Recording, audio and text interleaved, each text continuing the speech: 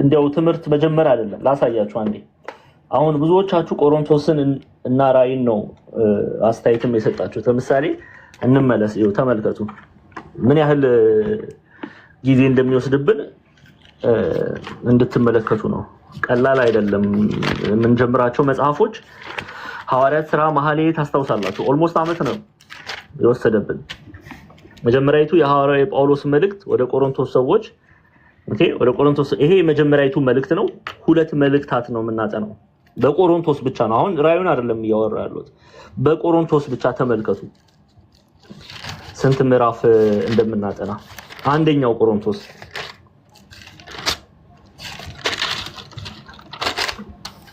አያችሁ ድር የሚያሳየው ስንት ነው ማለት ነው?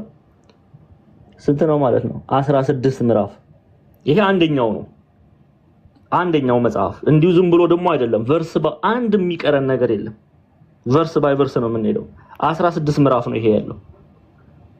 ኦኬ፣ ሁለተኛ ቆሮንቶስ ተመልከቱ። ከዛስ ምን ቀጥለው? ሁለተኛይቱ የሐዋርያው ጳውሎስ መልእክት ወደ ቆሮንቶስ ሰዎች 16 ምዕራፍ አይደለ አንደኛው። ሁለተኛውን ደግሞ ላሳያችሁ፣ ተመልከቱ።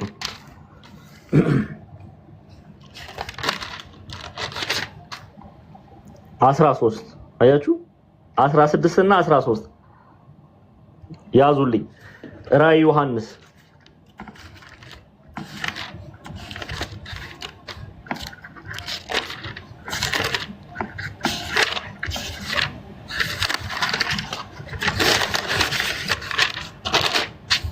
ተመልከቱ 22 ሰፊ ጊዜ ነው የሚያስፈልገን። ቢያንስ 6 ወር ብለን እንያዘው። በቃ ሁሉንም መጽሐፍ ለመጨረስ 6 ወር ብለን እንያዘው። እንገብቷቸዋል። እና ዋጋ ነው ምን ከፍለው እና ከእናንተ ምንም የምፈልገው አንድ ነገር ነው። ትምህርቱን ስንጀምር ኃላፊነት ተሰምቷችሁ ኦኬ፣ ኃላፊነት ተሰምቷችሁ እንድትማሩ ነው የምፈልገው። በቃ ዋጋ እየከፈልኩ እንደሆነ አውቃችሁ ኃላፊነት ተሰምቷችሁ እንዴ እሱ እንደሚያደርግ ከሆነ እኛ ቁጭ ብለን ለምን አንማርም የሚል መልካምነት እንድትላበሱ ነው የምፈልገው። ኦኬ፣ ስለዚህ ቁጭ ብለን ቃል እንድትገቡልኝ ፈልጋለሁ። በቃ እንድትማሩ። እኔ በምንም እንድትሰንፉ አልፈልግም። ከጀመርን እባካችሁን ከጀመርን ማቆም የለብንም። እኛ እናቆምም፣ እናንተ ተማሪዎችን ነው የምለው። እኔ አላቆምም። አንድ ተማሪም ቢሆን ወደፊት ነው የምንቀጥለው። ግን አደራ እያዘንኩ ለምን እንትን እላለሁ? ለምን አስተምራችኋለሁ? ደስ ብሎኝ ባስተምራችሁ አይሻልም? እኔ ዛሬ እውነቴን እኮ ነው፣ በጣም ነው የሚሰማኝ። ለምሳሌ አሁን ዛሬ ተማራችሁ አይደለ? ዘገሊላን ሳላይ ነገ ዘገሊላ ካልመጣ ያው በቃ በውስጤ አዝናለሁ። እውነቴን ነው ማለት አዝናለሁ በጣም። ግን ወጥቼ ሚዲያ ላይ ሁሉ ነገር መናገር አልፈልግም። ግን በጣም ነው ማዝነው። አንድ ተማሪ ሲቀር በጣም አዝናለሁ። እና ይሄ መሆን የለበትም። መጽሐፍትን ልናውቃቸው፣ ልናነባቸው፣ ልንረዳቸው ነው የተጠራ ነው። ስለዚህ እኔ ችግር የለም። እኔ ኤቭሪዴይ ነው ማስተምረው ከሰኞ እስከ ዓርብ። እናንተም ኤቭሪዴይ እንድትማሩ፣ ቢያመልጣችሁ እንኳን ሪኮርድ እንድትሰሙ ቃል እንድትገቡልኝ እፈልጋለሁ።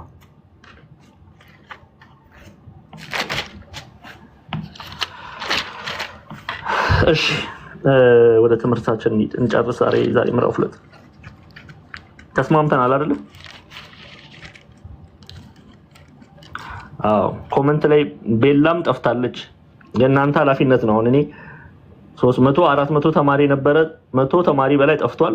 እና እነሱን ፈልጎ የማምጣት የእናንተ ኃላፊነት ነው።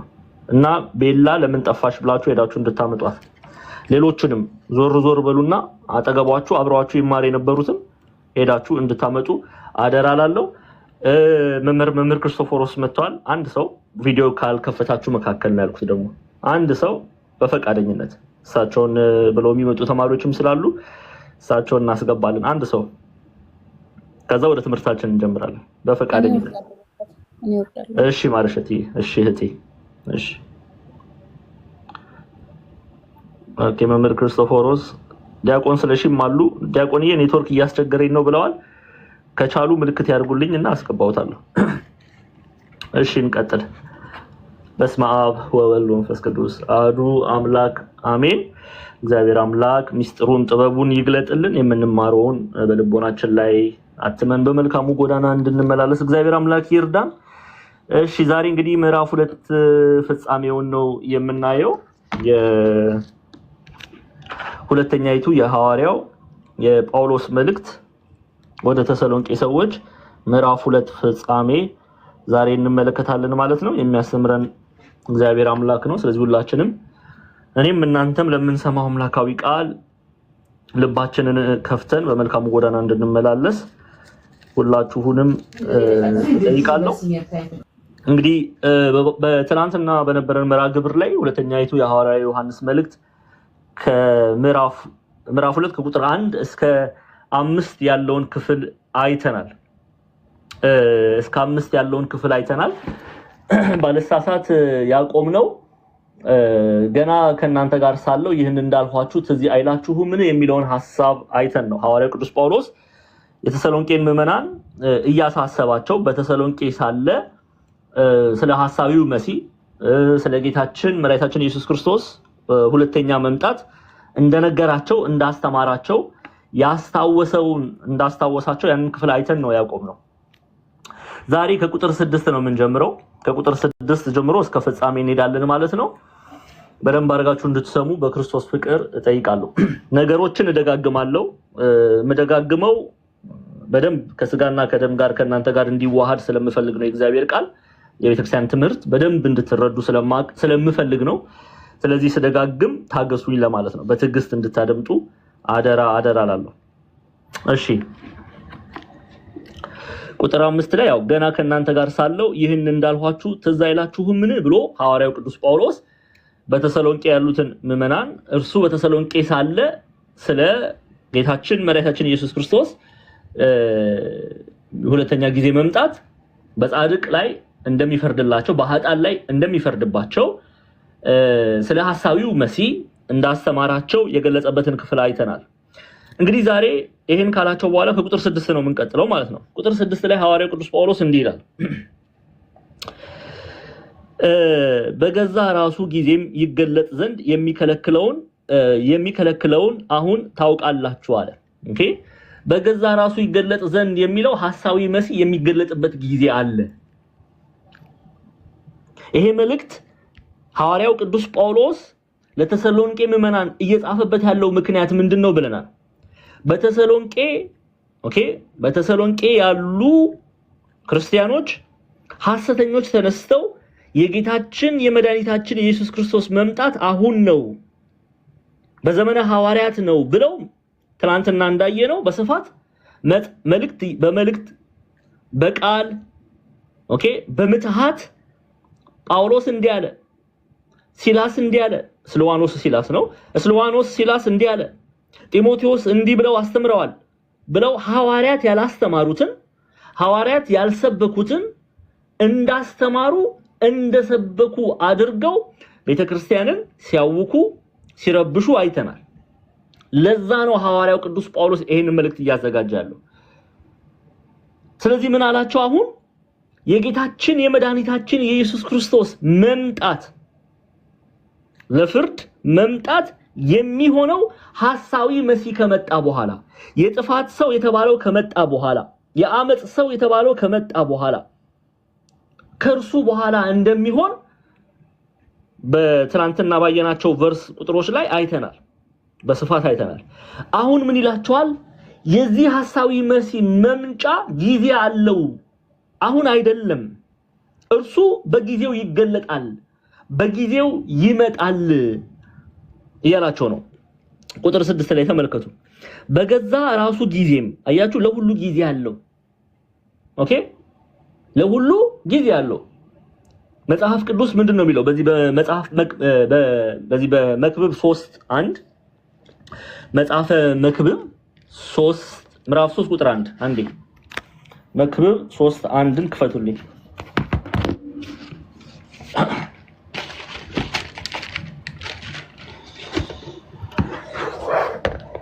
መጽሐፈ መክብብ አስረጅ የምትይዙ ሰዎች መጽሐፈ መክብብ ምዕራፍ ስንት ነው ያልኳችሁ? 3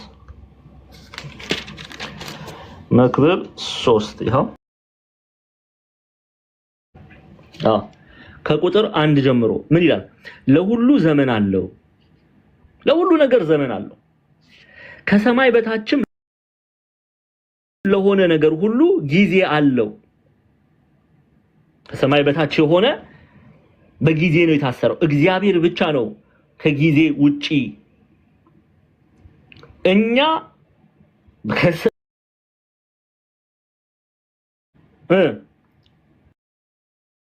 ከሰማይ በታች ያለን በጊዜ የታሰርን ነን። እግዚአብሔርን በጊዜ አንመድበውም። ስለዚህ ምን አለ? ለሁሉ ዘመን አለው፣ ከሰማይ በታች ለሆነ ነገር ሁሉ ጊዜ አለው። ለመውለድ ጊዜ አለው። እየሰማችሁ ነው? ለመውለድ ጊዜ አለው፣ ለመሞትም ጊዜ አለው። ለመትከል ጊዜ አለው፣ የተተከለውንም ለመንቀል ጊዜ አለው። ለመግደል ጊዜ አለው፣ ለመፈወስም ጊዜ አለው። ለማፍረስ ጊዜ አለው፣ ለመስራትም ጊዜ አለው። ለማልቀስ ጊዜ አለው፣ ለመሳቅም ጊዜ አለው። ዋይ ለማለትም ጊዜ አለው፣ ለመዝፈንም ጊዜ አለው። ድንጋይን ለመጣል ጊዜ አለው፣ ድንጋይንም ለመሰብሰብ ጊዜ አለው። ለመተቃቀፍ ጊዜ አለው፣ ከመተቃቀፍም ለመራቅ ጊዜ አለው። ለመፈለግ ጊዜ አለው፣ ለማጥፋትም ጊዜ አለው። ለመጠበቅ ጊዜ አለው፣ ለመጣልም ጊዜ አለው። ለመቅደድ ጊዜ አለው፣ ለመስፋትም ጊዜ አለው። ዝም ለማለትም ጊዜ አለው፣ ለመናገርም ጊዜ አለው። ለመውደድ ጊዜ አለው፣ ለመጥላት ጊዜ አለው። ለጦርነት ጊዜ አለው፣ ለሰላምም ጊዜ አለው። ለሰራተኛ የድካሙ ትርፍ ምንድነው ይላል። ኦኬ፣ ስለ ጊዜ ግን ለሁሉ ጊዜ አለው። ይሄንን መጽሐፍ ይነግረናል። ሐዋርያው ቅዱስ ጳውሎስም እየተናገረ ያለው ይሄንን ነው። በጊዜው ይገለጣል፣ በጊዜው ይገለጣል። ስለዚህ ይላችኋል ገና ከናንተ ጋር ሳለው ይህን እንዳልኋችሁ ትዝ አይላችሁምን? በገዛ ራሱ ጊዜም ይገለጥ ዘንድ የሚከለክለውን አሁን ታውቃላችሁ።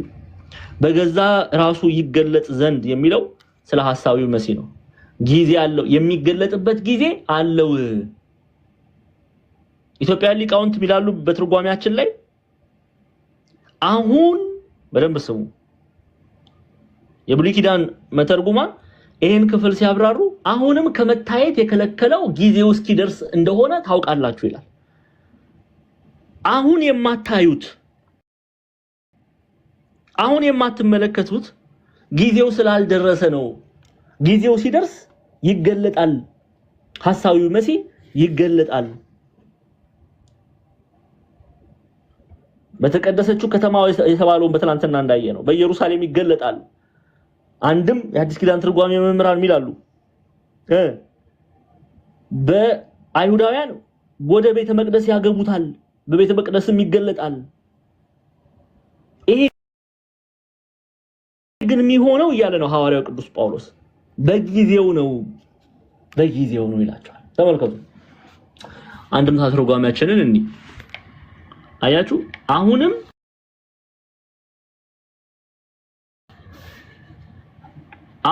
ከመታየት የከለከለው ጊዜው እስኪደርስ እንደሆነ ታውቃላችሁ። አይመጣም እያላችሁ አይደለም ሐዋርያው ጳውሎስ።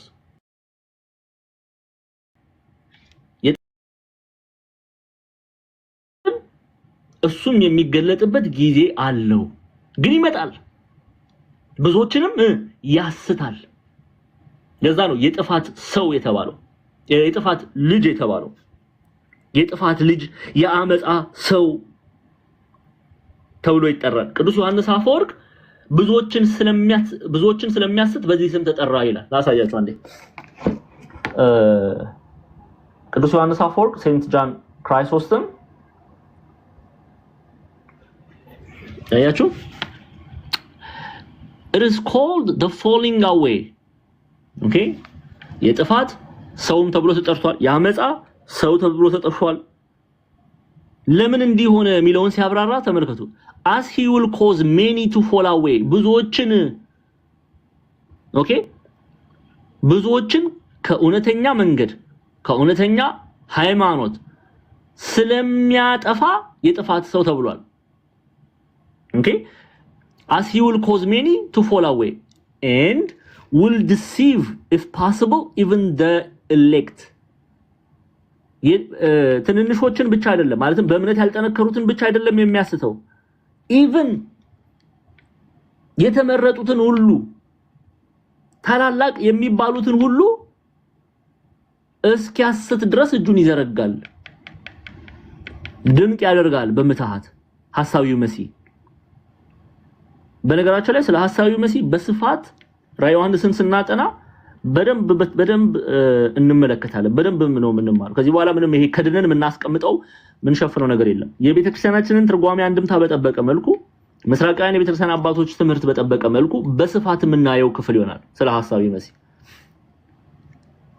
ስለዚህ it is called the falling away as he will cause many to fall away የጥፋት ልጅ ተብሏል ኦኬ ያመጻ ልጅ ተብሏል አንድምታ ትርጓሜያችን ወንጀለኛ ይለዋል በእግዚአብሔር ላይ ስላመጸ የሐዲስ ኪዳን ትርጓሜ መምህራን የኃጢአት ጥግን ተናግሯልና ወንጀለኛ ተብሎ ይጠራል ይላሉ የኃጢአት ጥግ ምንድነው እግዚአብሔር ፍጡር ሆኖ ሳለ ፈጣሪነትን ተመኝቷልና ከዚህ በላይ በደል አለ እንዴ ስለዚህ ዮሐንስ አፈወርቅ እርሱ ብዙዎችን ያስታልና የጥፋት የክህደት ያመጽ ያለ ሐዋርያው ቅዱስ ጳውሎስ የተጠቀማቸውን ቃላቶች ተጠቀመ ይላል ብዙዎችን ያስታልና ይሄ ግን የሚሆነው ይላል ሐዋርያው ቅዱስ ጳውሎስ ጊዜው ገና ነው ይሄው ጊዜው እስኪደርስ ድረስ ነው ይሄው አሁንም ከመታየት የከለከለው ጊዜው እስኪደርስ እንደሆነ ታውቃላችሁ ከመታየት የከለከለው ጊዜው እስኪደርስ ነው መጽሐፈ መክብብ ምዕራፍ 3 ላይ እንዳየነው ማለት ነው ቅድም በዝርዝር ለሁሉ ጊዜ ያለው እንዲል ማለት ነው ስለዚህ በጊዜው ይገለጣል ስለዚህ የተሰሎንቄ ምዕመናን መታወክ የለባቸው መረበሽ የለባቸው ኦኬ የጌታ መምጫ የጥፋት ሰው የተባለው ሐሳዊው መሲህ ሳይመጣ አይሆንም ግልጽ ነው ሳይመጣ አይሆንም እሺ ለዛ ነው ሐዋርያው ቅዱስ ጳውሎስ ጊዜው ሲደርስ ይገለጣል ሲል ምን አለ ይሄው በገዛራ በቁጥር 6 ላይ ያለው በገዛ ራሱ ጊዜም ይገለጥ ዘንድ የሚከለክለው አሁን ታውቃላችሁ በጊዜው ይገለጣል ለሁሉ ዘመን አለው ከሰማይ በታች ለሆነ ነገር ሁሉ ጊዜ ያለው እንዲል በጊዜው ይገለጣል እያለ ነው አሁን እንዳይገለጥ የተከለከለው ጊዜው ገና ስለሆነ ነው ይላሉ ሊቃውንቱ አሁን ያልተገለጠበት ምክንያት ጊዜው አይደለም ጊዜው ግን ሲደርስ ይገለጣል እያለ ነው ሐዋርያው ቅዱስ ጳውሎስ ለዛ ነው በገዛ ራሱ ጊዜም ይገለጥ ዘንድ የሚከለክለውን አሁን ታውቃላችሁ የተከለከለበት ምክንያት ጊዜው ስላልደረሰ ነው ጊዜው ሲደርስ ግን የሚከለክለው ነገር አይኖርም ይገለጣል ግልጽ ነው ሐዋርያው ቅዱስ ጳውሎስ ቢናገረው ግልጽ ነው በደንብ እየተረዳችሁ ነው ቁጥር 6 ላይ በገዛ ራሱ ጊዜም ኦኬ በገዛ ራሱም ጊዜ የሚገለጥ ዘንድ የሚከለክለውን አሁን ታውቃላችሁ የተከለከለበት ጊዜው ገና ስለሆነ ነው ጊዜው ሲደርስ ግን ይገለጣል እያላቸው ነው ሐዋርያው ቅዱስ ጳውሎስ እነማንን ነው የሚለው ይሄንን ተሰሎንቄን በተሰሎንቄ ያለችው ቤተክርስቲያን ሰሜናዊ ግሪክ ኦኬ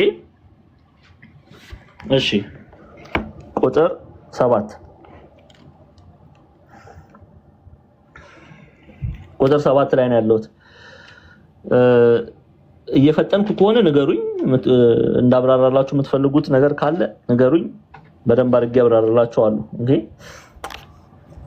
ኤኒዌይስ እሺ let's continue እንቀጥል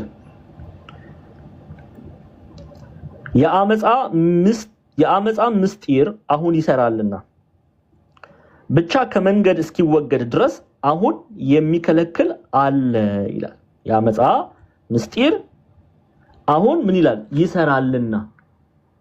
የአመፃ ምስጢር አሁን ይሰራልና።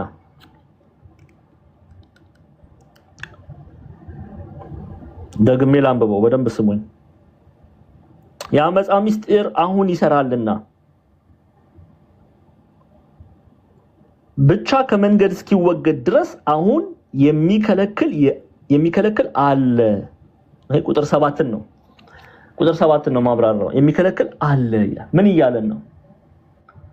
ሐሳዊ መሲህ በሚገለጥበት ዘመን ጊዜ ኦኬ፣ ሐሳዊ መሲህ በሚገለጥበት ዘመን የክፉ ስራ ያመፃ ስራ ይሰራል ወይም ያደርጋል ማለት ነው። ብዙዎችም አምልኮተ እግዚአብሔርን ትተው አምልኮተ ሰይጣንን፣ አምልኮተ ሐሳዊ መሲህን፣ አምልኮተ ሰው ይላበሳሉ ማለት ነው። የሐሳዊ መሲህ ግብሩ ምንድነው? ሊባርክ ነው እንደሚመጣው አይደለም። ሐሳዊ መሲህ የሰይጣን ግብሩ ማጥፋት ነው፣ ከእግዚአብሔር መንግስት መለየት ነው። አሁን ግብሩን ነው እየተናገረ ያለው ሐዋርያው ቅዱስ ጳውሎስ፣ ሌላ ጉዳይ ያወራ አይደለም።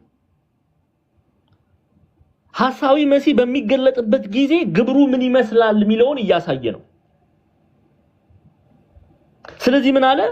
እሱ ሲገለጥ ግብሩ ይከናወናል። ግብሩ ምንድነው? ጥፋት። ሊቃውንቱ የኃጢአት ተንኮል ትምህርት ፈጽሞ በሱ ይደረጋልና የሚደረግበት ጊዜው እስኪደርስ እንደሆነ ታውቃላችሁ ይላሉ። ለዚህ ነው ግብሩን ነው የሚናገረው። ክፋት፣ ከእግዚአብሔር ክብር ማራቅ፣ ከእውነት መንገድ ማራቅ፣ ይሄ የሐሳዊው መሲህ ግብር ነው። ኢየሱስ ክርስቶስን ሰዎች እንዳያመልኩ፣ ለኢየሱስ ክርስቶስ የአምልኮት ስግደት እንዳያቀርቡ፣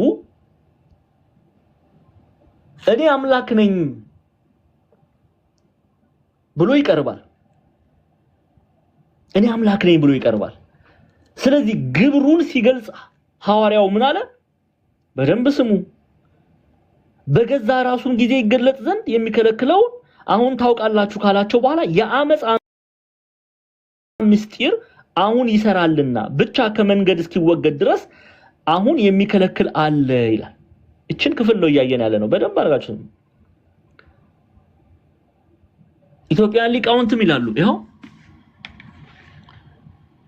የኃጢአት ተንኮል ትምህርት ፈጽሞ በሱ ይደረጋልና። በማን? በሐሳዊው መሲህ። እሱ በሚገለጥበት ጊዜ ማለት ነው። ክፋት ይደረጋል እሱ በሚገለጥበት ጊዜ። በሱ የኃጢአት ተንኮል ትምህርት ፈጽሞ በሱ ይደረጋልና የሚደረግበት አያችሁ፣ የሚደረግበት ጊዜው እስኪደርስ እንደሆነ ታውቃላችሁ። ጊዜው ሲደርስ ክፋቱ ይገለጣል። ጊዜው ሲደርስ በደሉ ይገለጣል። ጊዜው ሲደርስ ኃጢአቱ ይገለጣል እያለ ነው። ለዛ ነው ሐዋርያው ቅዱስ ጳውሎስ ይኸው የአመፅ ምስጢር አሁን ይሰራልና ብቻ ከመንገድ እስኪወገድ ድረስ አሁን የሚከለክል አለ። የአመፅ ምስጢር አሁን ይሰራልና ሲል ክፋቱ፣ ግብሩ፣ ኃጢአቱ እርሱ በሚገለጥበት ጊዜ እንደሚከናወን ብዙዎች ከአምልኮተ እግዚአብሔር ወደ አምልኮተ ሰው እንደሚፈልሱ የሚገልጽ ክፍል ነው። ሐሳዊው መሲህን አንከተልም ያሉ ምን ይደርስባቸዋል? ስደት። ምን ይደርስባቸዋል? ሞት። ይሄንን በራእይ መጽሐፍ ላይ ትናንትናም ስናይ ቆይተናል። ራእይ መጽሐፍ ላይ ልናይ ያስፈልጋል። ተመልከቱ ቁጥር 15 ላይ ለሐሳዊው መሲህ የማይሰግዱ፣ ለሐሳዊው መሲህ የማይገዙ፣ ሐሳዊው መሲህን አምላክ ብለው የማይቀበሉ፣ ስሙ ቁጥሩም በግንባራቸው ላይ ያልታተመላቸው ምን ይሆናሉ? ይኸው የአውሬው ምስል ሊናገር እንኳን ለአውሬው ምስል የማይሰግዱለትን አያችሁ ከቁጥር ምዕራፍ 13 ከቁጥር 15 ጀምሬ ነው ማለት የማይሰግዱለትን ሁሉ ሊያስገድላቸው ለአውሬው ምስል ትንፋሽ እንዲሰጠው ተሰጠው። ተናናሾችና ታላላቆች ባለጠጋዎችም ድሆችም ጌታዎችና ባሪያዎችም ሁሉ በቀኝ እጃቸው ወይም በግንባራቸው ምልክትን እንዲቀበሉ የአውሬው ስም ወይም የስሙ ቁጥር ያለው ምልክት የሌለበት ማንም ሊገዛ ወይም ሊሸጥ እንዳይችል ያደርጋል። ጥበብ በዚህ ያለ አእምሮ ያለው የአውሬውን ቁጥር ይቁጠረው፣ ቁጥሩም የሰው ቁጥር ነውና ቁጥሩም 666 ነው። ጎዶሎ መሆኑን ለመግለጽ ነው፣ ፍጹም ያልሆነ። ኦኬ 666 ምንድነው የሚለውን በራእይ መጽሐፍ ጥናት ላይ በስፋት እናየዋለን። ብቻ ግን በእርሱ ያላመኑ ኦኬ እግዚአብሔርን ያልካዱ፣ ለአውሬው ያልሰገዱ፣ ለሐሳዊ መሲህ ያልሰገዱ፣ ለሰይጣን ያልሰገዱ ምን ይሆናል? ይገደላሉ። ሰይፍ ነው የሚከተላቸው።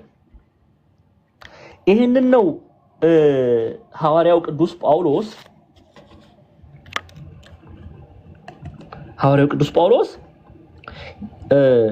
የአመጽ ምስጢር አሁን ይሰራልና ብቻ ከመንገድ እስኪወገድ ድረስ አሁን የሚከለክል አለ። ስራው ግን እሱ በሚፈጸምበት እሱ በሚገለጥበት ጊዜ በጊዜው ሲገለጥ ስራው ይከናወናል። ኦኬ ለዚህ ነው የሐዲስ ኪዳን ትርጓሜ መምህራን በሐሳዊ መሲህ ዘመን የአመጽ ስራ ይሰራል ወይም ይደረጋል። የአመጽ ስራ ምንድነው? በእግዚአብሔር ላይ ማመጽ ማለት ነው። ማን ነው ያንን የሚያደርገው? ሐሳዊው መሲህ በጊዜው ይሄንን ያደርጋል እያለ ነው ሐዋርያው ቅዱስ ጳውሎስ። ስለዚህ በሐሳዊው መሲህ ዘመን ይላሉ የአመጽ ስራ ይሰራል ወይም ይደረጋል። የእግዚአብሔር ሕዝብ ከአምልኮተ እግዚአብሔር ወጥቶ ወደ አምልኮተ ፍጡር ይገባልና። ኦኬ እንዲህ ብለው ያብራራሉ። ያንን ነው ቅዱስ ጳውሎስ እየተናገረ ያለው። እሺ ትንሽ ገፋ እንበል እዚቹ ክፍል ላይ ያዝል አድርጋችሁ እዚቹ ክፍል ላይ ከዛ ምን አለ? ከመንገድ እስኪወገድ ድረስ የሚል ቃል አለ። ቁጥር እዛው 7 ላይ ሳልገባ ነው 7 ገብቼ ማለት ነው። ከመንገድ እስኪወገድ ድረስ አሁን የሚከለክል አለ የሚለው ሐሳዊ መሲህ ይሄ ምን ማለት ነው ቢሉ ሐሳዊ መሲህ በኢየሩሳሌም ነግሶ እስከሚገለጥበት ድረስ ይከለከላል ወይም ይቆያል ማለት ነው። ጊዜው ገና ነው፣ ግን ጊዜው ሲደርስ ይገለጣል። ጊዜው ሲደርስ ይገለጣል። ግልጽ ነው። የአመጽ ምስጢር አሁን ይሰራልና ብቻ ከመንገድ እስኪወገድ ድረስ አሁን የሚከለክል አለ። የሚከለክል አለ ማለት ጊዜው አልደረሰም። የሚገለጥበት ጊዜ አሁን አይደለም፣ አልደረሰም። ሲደርስ ግን እያላቸው ነው ሐዋርያው ቅዱስ ጳውሎስ። ምንድነው ጥፋት ይዞ ይመጣል፣ ብዙዎችንም ያስታል እያለ ነው። ብዙዎችንም ያስታል። እግዚአብሔር አምላክ ይጠብቀን። ኦኬ ማንም የቆመ ቢመስለው እንዳይወድቅ ይጠንቀቅ ነው የሚለው እግዚአብሔር ቃል። የተመረጡትን እንኳን እስከሚያስት ድረስ ድንቅን ያደርጋል፣ በምትሃት ታምራትን ያደርጋል። ኦኬ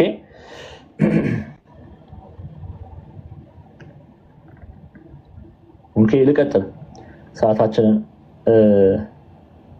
ለመጠበቅ።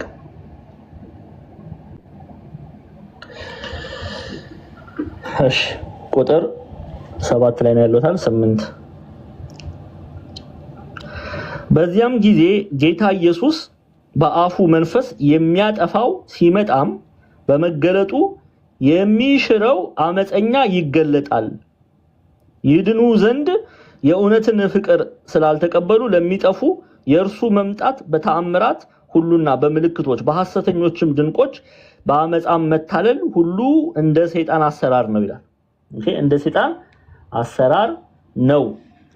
ከዛ በፊት በዚያን ጊዜ ጌታ ኢየሱስ በአፉ መንፈስ የሚያጠፋው ሲመጣ በመገለጡ የሚሽረው አመፀኛ ይገለጣል ሚለውን እንመልከት። በአፉ መንፈስ ሚለው ምን ማለት ነው? ኦኬ የክርስቶስ ኢየሱስ የባህሪ ህይወቱ መንፈስ ቅዱስ ያጠፋዋል እያለ ነው። የባህሪ ህይወቱ መንፈስ ቅዱስ ለምትጽፉ ሰዎች በአፉ መንፈስ ሲል ቅዱስ ጳውሎስ የኢየሱስ ክርስቶስ የባህሪ ህይወቱ መንፈስ ቅዱስ ያጠፋዋል። ሐሳዊው መሲህ ተገልጦ ምንድነው የሚለው? እኔ እግዚአብሔር ነኝ ብሎ ይመጣል አይደለ? እኔ ማን ነኝ ብሎ ነው የሚመጣው? እግዚአብሔር ነኝ ብሎ ይመጣል። የመንፈስ ቅዱስ ስራው ምንድነው? መንፈስ ቅዱስ ምንድነው? እውነት አይደለ? የእውነት መንፈስ ይላል አይደል መጽሐፍ? አዎ መንፈስ ቅዱስ የእውነት መንፈስ። የመንፈስ ቅዱስ ስራ እውነትን መግለጥ ነው። የመንፈስ ቅዱስ ስራ ኢየሱስ ክርስቶስን መግለጥ ነው። እርሱን ከፍ ማድረግ ነው። ኦኬ የመንፈስ ቅዱስ ስራ እውነትን ወንጌልን መግለጽ ነው። ሐዋርያት መንፈስ ቅዱስን ተቀብለው ምንድነው ያደረጉት? ስለማን አወሩ? ስለ ኢየሱስ ክርስቶስ። ስለ ኢየሱስ ክርስቶስ እንዲመሰክሩ መንፈስ ቅዱስ ረድቷቸዋል አልረዳቸውም? ረድቷቸዋል። ሐዋርያት መንፈስ ቅዱስን ተቀብለው ያለ ፍርሃት ስለ ኢየሱስ ክርስቶስ ይናገራሉ። ስለዚህ የአፉ መንፈስ ሲል ሐዋርያው ቅዱስ ጳውሎስ በደንብ ስሙኝ፣ እንደው በእግዚአብሔር ስም ጠይቃለሁ፣ ደግሜ ላሳያችሁ። ቁጥር 8 በዚያም ጊዜ ጌታ ኢየሱስ በአፉ መንፈስ ሲል የባህሪ ሕይወቱ መንፈስ ቅዱስ ሐሳዊው መሲህ ግብሩን ያጠፋል ማለት ነው። በዛን ጊዜ ጌታ ኢየሱስ በአፉ መንፈስ የሚያጠፋው ሲመጣም በመገለጡ የሚሽረው አመፀኛው ይገለጣል። ስለዚህ በአፉ መንፈስ ይላሉ ኢትዮጵያ ሊቃውንት፣ በአፉ መንፈስ የተባለ መንፈስ ቅዱስ ነው። የኢየሱስ ክርስቶስ የባህሪ ሕይወቱ መንፈስ ቅዱስ ያጠፋዋል። ማንን ነው የሚያጠፋው? ሐሳዊ መሲህ ድል ያደርገዋል። ለንጽጽር እንኳን የሚቀርበው አይደለም፣ ከእግዚአብሔር ጋር ሊነጻጸር የሚችል አይደለም። ግን እኔና እናንተ በምንረዳው ቋንቋ በሰዋዊ ቃል ስለተጻፈልን መንፈስ ቅዱስ ያጠፋዋል፣ ይደመስሰዋል።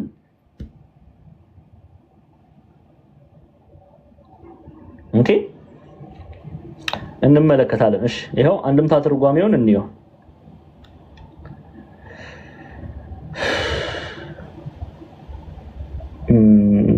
አንዴ ልክፈትላችሁ።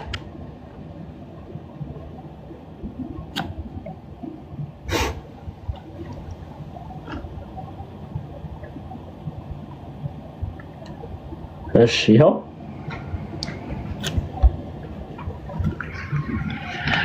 ያን ጊዜ በአመፃ የተወሰደ ሐሳዊ መሲህ ይገለጻል። የኢየሱስ ክርስቶስ ሕይወቱ የባህሪ ሕይወቱ መንፈስ ቅዱስ ያጠፋው ዘንድ ኦኬ ዮሐንስ በረቂቅ የእሳት ጦር ወግቶ ሲጥለው አይቷልና እንዲህ አለ በራእይ መጽሐፍ። ከዛስ በኋላ መጥቶ በተገለጸ ጊዜ ያጠፋዋል። ሐሳዊ መሲህ በተገለጠ ጊዜ ማን ነው የሚያጠፋው? ማን ነው ድል የሚያደርገው እያለን ነው ቅዱስ ጳውሎስ። እግዚአብሔር ድል ያደርገዋል እያለን ነው። እግዚአብሔር ያጠፋዋል እያለን ነው። እሺ እንቀጥል።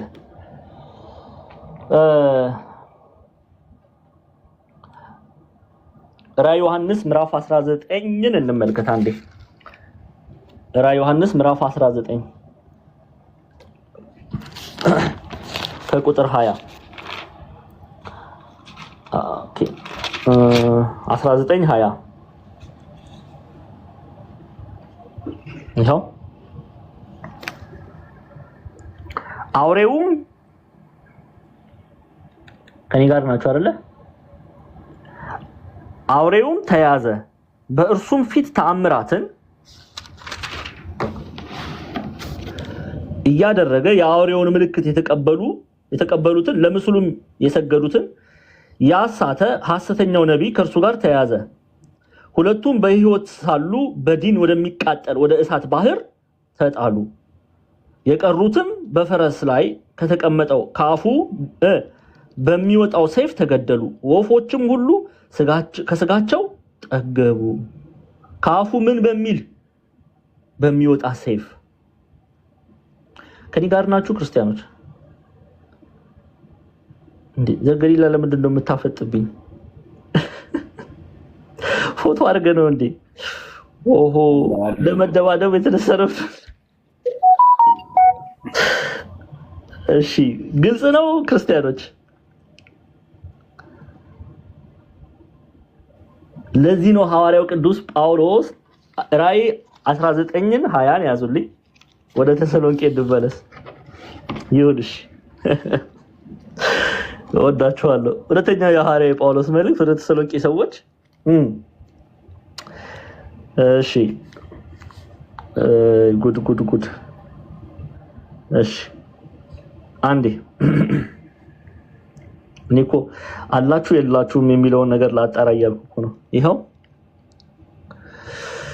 እሺ በዚያም ጊዜ ጌታ ኢየሱስ በአፉ መንፈስ የሚያጠፋው ሲመጣ በመገለጡ የሚሽረው አመፀኛ ይገለጣል። በዚያም ጊዜ አለ ጳውሎስ። ይሄው ጊዜውን ደግሞ በራእይ መጽሐፍ እንየዋ። ራእይ 19:20 ይሄው አውሬውም ተያዘ፣ በእርሱም ፊት ታምራትን እያደረገ የአውሬውን ምልክት የተቀበሉትን ለምስሉም የሰገዱትን ያሳተ ሐሰተኛው ነቢይ ከእርሱ ጋር ተያዘ። ሁለቱም በሕይወት ሳሉ በዲን ወደሚቃጠል ወደ እሳት ባህር ተጣሉ። የቀሩትም በፈረስ ላይ ከተቀመጠው ከአፉ በሚወጣው ሰይፍ ተገደሉ።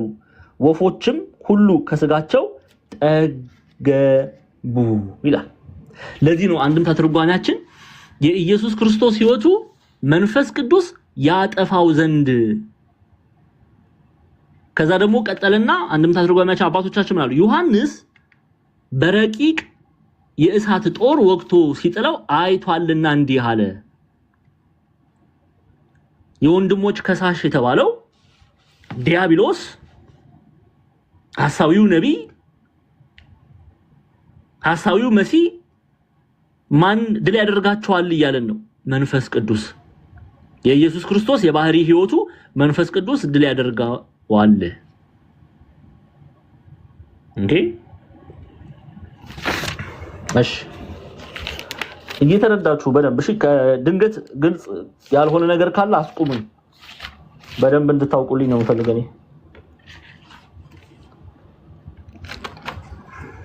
እሺ እንቀጥል።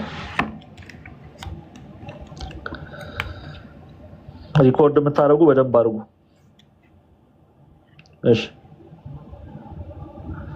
ይድኑ ዘንድ የእውነተኛ ኦኬ ይድኑ ዘንድ በደንብ ስሙ። ይሄው ይድኑ ዘንድ አብረን እናንብብ። ይድኑ ዘንድ የእውነትን ፍቅር ስላልተቀበሉ ለሚጠፉ የእርሱ መምጣት በታምራት ሁሉና በምልክቶች በሐሰተኞችም ድንቆችም በአመጽም መታለል ሁሉ እንደ ሰይጣን አሰራር ነው ይላል። አሁን መልእክተ ዮሐንስ የተማራችሁ ወገባችሁን ጠበቅ ታደርጋላችሁ። መልእክተ ዮሐንስ መማራችሁ ጥቅሙ እዚህ ጋር ይመጣል። አሁን ቅዱስ ጳውሎስ ምን አለ? እግዚአብሔርን መውደድ በሁለት ይከፈላል። ስሙ በደንብ ምድር ስሚ፣ እናንተ ባትሰሙ ሰማይና ምድር ይስሙ። እግዚአብሔርን መውደድ በሁለት ይከፈላል። አንደኛው ሐሰተኛ ፍቅር ነው፣ አንደኛው እውነተኛ ፍቅር ነው። አንደኛው ሐሰተኛ ፍቅር፣ ሁለተኛው እውነተኛ ፍቅር። ቅዱስ ጳውሎስ እዚህ ጋር ምን እያለ ነው? እግዚአብሔርን በእውነተኛ ፍቅር ያልተመለከቱ፣ በእውነት እግዚአብሔርን እንደ እግዚአብሔርነቱ መጠን ያላከበሩ ያልወደዱት የሐሳዊው መሲህ ባሪያዎች ይሆናሉ፣ ይከተሉታል። ስሙ ምን እያለ እንደሆነ በደንብ ስሙ።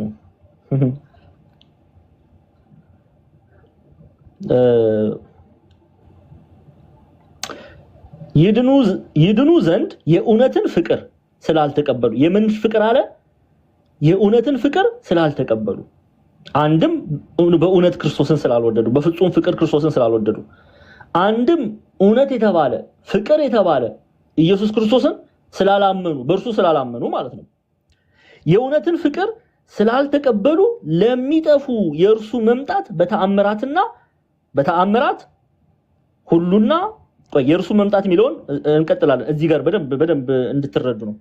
ለዚህ ምን አለ? የእውነትን ፍቅር ስላልተቀበሉ ለሚጠፉ ይላል። አያችሁ፣ በእውነት ክርስቶስን በፍጹም ፍቅር ያልወደዱ አንድም እውነት ፍቅር የተባለውን ኢየሱስ ክርስቶስ ያልተቀበሉ በትምህርቱ በወንጌል ያልተመላለሱ ምን ይላሉ እያለን ነው ቅዱስ ጳውሎስ? ይጠፋሉ። እንዴ ይሄ ቅዱስ ዮሐንስ እኮ ነግሮናል አይደል? እንደ መልእክተ ዮሐንስ ተማሪዎች እስቲ መልእክተ ዮሐንስ እንሂድ። አንደኛ ዮሐንስ መልእክት ይኸው መጀመሪያይቱ የሐዋርያው ዮሐንስ መልእክት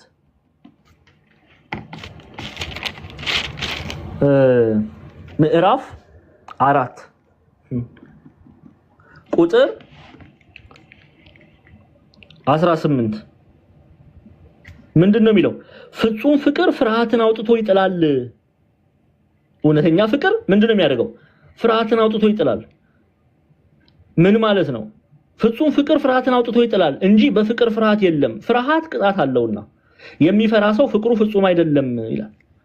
ኢየሱስ ክርስቶስን በፍጹም ፍቅር የሚያፈቅር በእሱ ውስጥ ፍርሃት የለም። የጌታን መምጣት እየጓጓ ነው የሚጠብቀው፣ አይፈራም።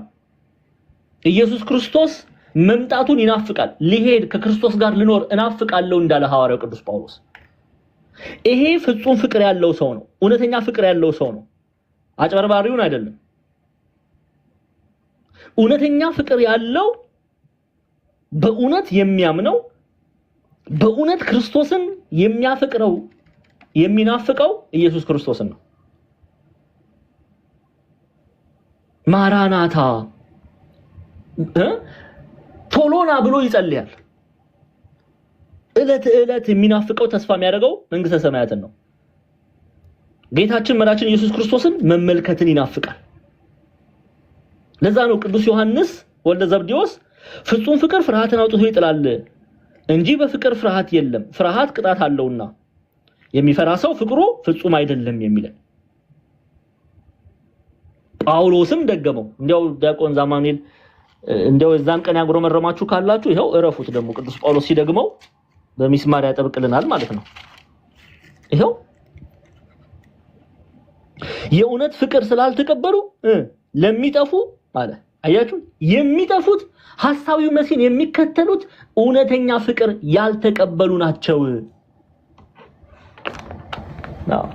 መጋቢ ሐዲስ ስቡህ አዳምጤ ሐዲስ ኪዳን ትርጓሜ መምህር ናቸውና ይድሉ ዘንድ የእውነት ፍቅር ስላልተቀበሉ ለሚጠፉ አለ ቢሉ ይላሉ። ጌታችን መድኃኒታችን ኢየሱስ ክርስቶስ የሰበካትን ወንጌል የማይቀበሉ ባለመቀበላቸው የሚጠፉ ሰዎች ያምኑበት ዘንድ ሐሳዊው መሲህ በተአምራት ይመጣል። በቃ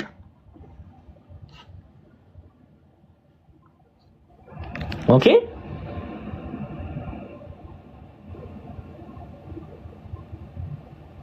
ይቀጥላል። እኔ ሰይጣን ነኝ ብሎ አይደለም የሚመጣው። ሌላው ሐዋርያው ቅዱስ ጳውሎስ አሁንም ይነግረናል። ሲመጣ ምን ብሎ ነው የሚመጣው? እኔ ሐሳዊን እንዴ እኔ ሌባ ነኝ ብሎ አይመጣም። ቤት አንኳኩቶ ይመጣል እንዴ? ቤት ሰው ለምታከራዩ ሰዎች ካላችሁ ሰው ለምሳሌ ወይም እንግዳ ሲመጣ ማታውቁት ሰው አንኳኩቶ እከሌ ብሎ ስም አልጠቅስም፣ ቲክቶክ ላይ ስንት ክፉ ሰዎች አሉ መሰላችሁ። እከሌ ብሎ ይመጣል እና አቤት ስትለው ወይም ሲላት ወይም ሲል እንደው ቤት ለመከራየት ፈልጌ ነው ወይም ርቦኝ ነው ወይም ጠምቶኝ ነው ብሎ ነው የሚመጣው። መልካም መስሎ ነው የሚመጣው። እንደዛ መስሎ ነው የሚመጣው ክርስቲያኖች እንጂ ሌባ ሲመጣ አሁን እናቶቻችን አጥበው ያሰጡትን ብርድ ልብስም ሆነ ምንም ነገር ለመዝረፍ ቢፈልግ ማዘር እኔ ሌባ ነኝ ገብቼ ልዝረፍ አይልም ይላል እንዴ?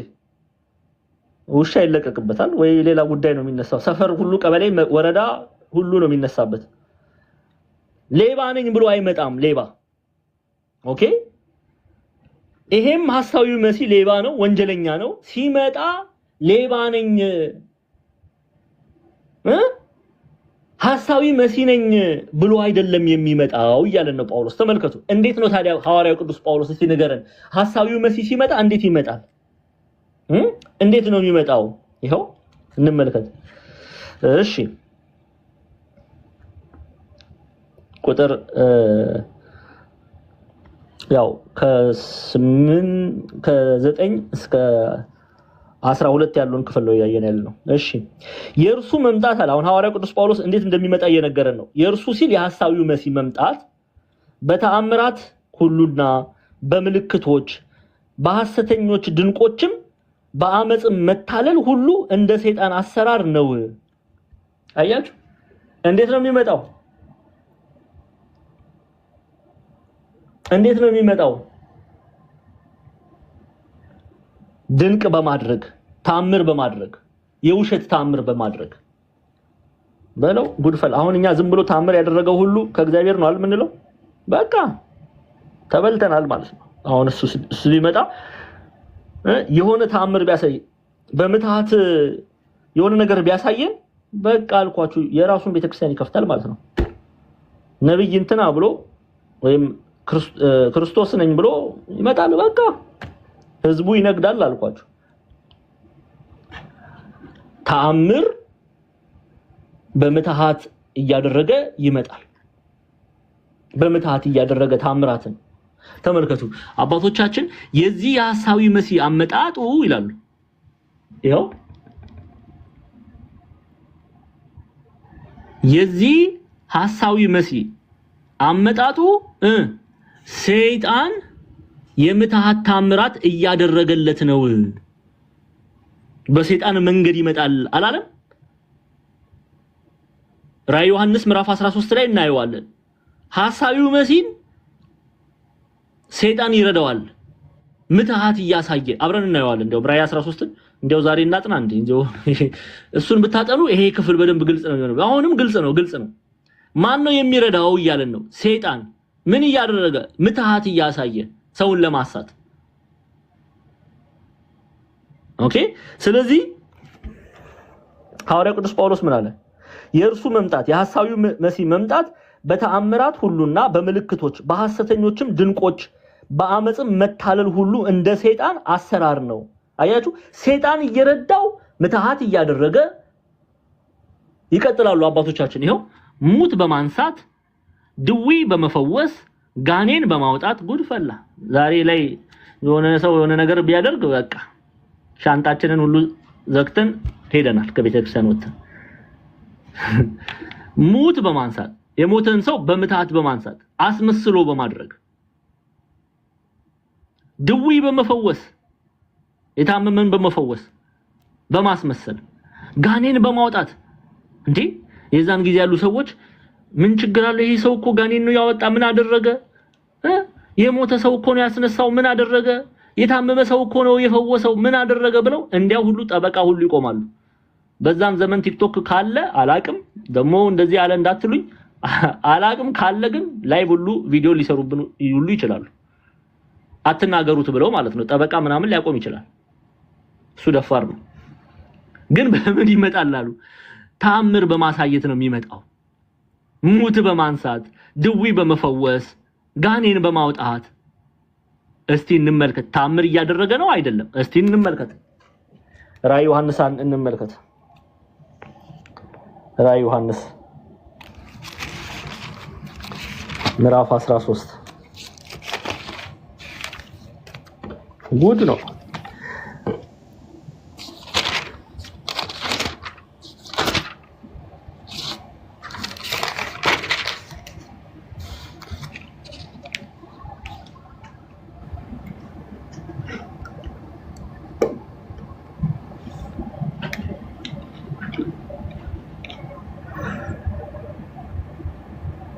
እሺ ተመልከቱ። ቅዱስ ጳውሎስ ምን ብሎናል? አበው ምን ብለውናል? ኢትዮጵያ ሊቃውንት ምን ብለውናል? የዚህ ሐሳዊ መሲህ አመጣጡ ምን ብለውናል አበው? እሺ እንመልከት፣ በደንብ ስሙ። የዚህ የሐሳዊ መሲህ አመጣጡ ሰይጣን የምትሃት ታምራት እያደረገለት ነው ብለዋል። ሰይጣን እየረዳው ነው። ባዶ ኪሱን አይደለም የሚመጣ። ሐሳዊው መሲህ ሲመጣ ማለት ነው። ሲመጣ ማን ይረዳዋል ብለዋል? ሰይጣን ይረዳዋል። አሁን ተመልከቱ እንዴት እንደሚረዳው በመጽሐፍ ላይ ይሄው ራዕይ ዮሐንስ ምዕራፍ 13 ቁጥር 11 ሌላም አውሬ ከምድር ሲወጣ አየሁ የበግ ቀንዶች የሚመስሉ ሁለት ቀንዶችም ነበሩት። ኦኬ ሁለት ቀንዶች የተባሉ ሚስጥሩን እናውቃለን።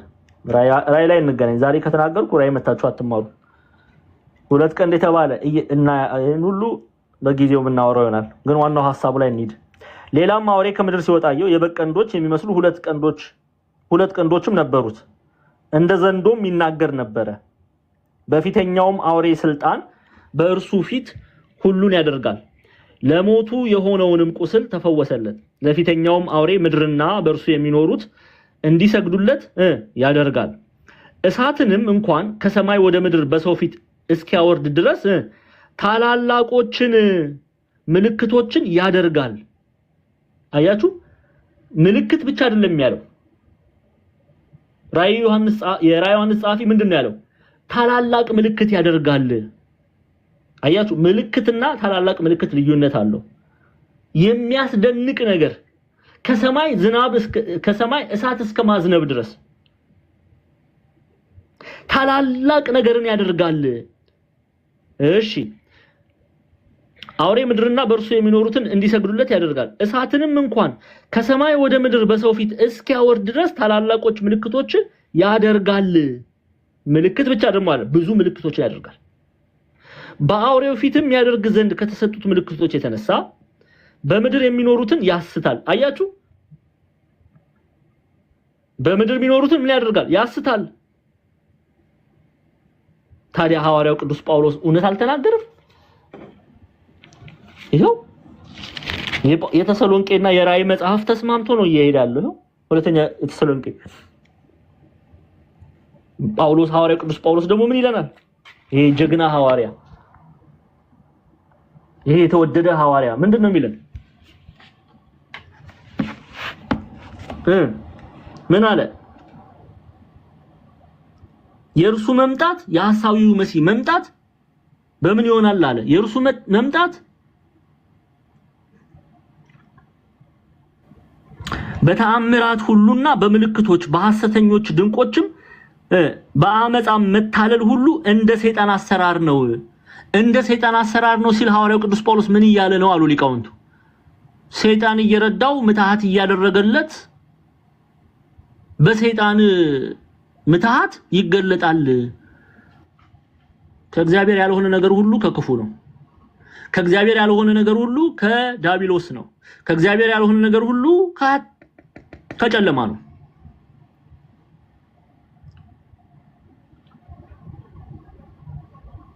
ኦኬ ስለዚህ አንድም ሰይጣን እያገዘው ይመጣል። አንድም ደግሞ ሐዋርያው ቅዱስ ጳውሎስ እንዲያለበት ምክንያት ስለምን እንዲያለ ቢሉ ለምን እንዲያለ ቢሉ በአመጻ መታለል ሁሉ እንደ ሰይጣን አሰራር ነው ሲል ምን ማለት ነው ቢሉ ሰይጣን እንደሚያስመስል ያስመስላል ማለት ነው። ሰይጣን ያስመስላል አይደል? የብርሃን መላእክት መስሎ ይገለጣል። ለዚህ ነው ኢትዮጵያ ሊቃውንት ይላሉ ሐሳዊ መሲህ ሰዎችን ለማታለል እንደ ሰይጣን አሰራር ይሰራል። ማን እየረዳው? ሰይጣን እየረዳው። ሰይጣን ግብሩ ምንድነው? ማስመሰል። ቆይ አስረጅ ልስጣችሁ። ሁለተኛ ቆሮንቶስ እንደው ዝም ብለው በኪስ እዚህ ቤት በኪስ አይወራም። በማስረጃ ይሄው ሰይጣን መቼም እኮ ለሰይጣን ጠበቃ የሚቆም ሰው ሊኖር ይችላል። አሁን ዘመኑ ከፍቷል። ይሄው ተመልከቱ። ቆይ ሁለተኛ ቆሮንቶስ 11 ሁለተኛይቱ የሐዋርያው የጳውሎስ መልእክት ወደ ቆሮንቶስ ሰዎች ምዕራፍ 11 ይሄው ቁጥር 14 ምዕራፍ 11 ቁጥር 14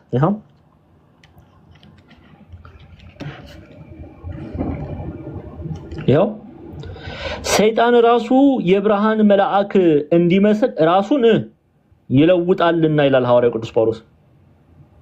ይሄን ሲል ሐዋርያው ቅዱስ ጳውሎስ ሰይጣን የብርሃን መልአክ ነው እያለን ነው ወይ ክርስቲያኖች? አይደለም። አስመሳይ እንደሆነ ማስመሰል እንደሚችል እየነገረን ነው። ለዛ ነው ይህም ሰይጣን ራሱ የብርሃን መልአክ እንዲመስል ራሱን ይለውጣልና የሚለው ይለውጣልና። ራዕይ ዮሐንስ 13 ላይ ተመለሱ። ራዕይ ዮሐንስ 13 ይሄው ራዕይ ዮሐንስ ምዕራፍ 13 ቁጥር 15 ተመልከቱ። ሰይጣን ከሚያደርጋቸው ታምራት ምስሉ እንዲያወራ ያደርጋል። ይሄው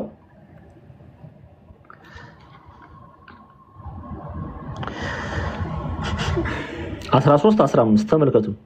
የአውሬው ምስል ሊናገር እንኳን ለአውሬው ምስል የማይሰግዱለትን ሁሉ ሊያስገድላቸው ለአውሬው ምስል ትንፋሽ እንዲሰጠው ተሰጠው ይላል። የአውሬው ምስል ራሱ ተገልጦ እንዲናገር በምትሃት ያደርገዋል። ለምን? ሰውን ለማሳት። ኦኬ። ስለዚህ ሐዋርያው ቅዱስ ጳውሎስ ምን እያለን ነው? ድንቅ ነው የሚያደርገው። እኔ አላልኩም፣ ጳውሎስ ነው ያለው። ወገኔ ታምር ተከታይ አንሁን። ችግሩ የእግዚአብሔር ቃል በውስጣችን ስለሌለ ነው። እውነት ከሐሰት የሚለይ የእግዚአብሔር ቃል ቢኖረን ማንም እንደበግ አይነዳንም። ከሐዋርያት ትምህርት ውጪ ከነቢያት ከሐዋርያት ትምህርት ውጪ ቤተክርስቲያን አትመሰረትም፣ አልተመሰረተችም፣ ወደፊትም አትቀጥልም። በዚህ አይነት ሂደት ቤተክርስቲያን መሰረቷ የሐዋርያት የነቢያት ትምህርት ነው።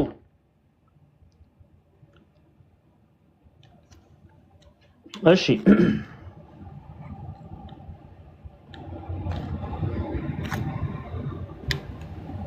ስለዚህ ምክንያት በእውነት ያላመኑ ነገር ግን በአመጽ ደስ ይላቸዋል የነበሩ ሁሉ ፍርድን እንዲቀበሉ ሐሰትን ያምኑ ዘንድ እግዚአብሔር የስህተትን አሰራር ይልክባቸዋል ይላል።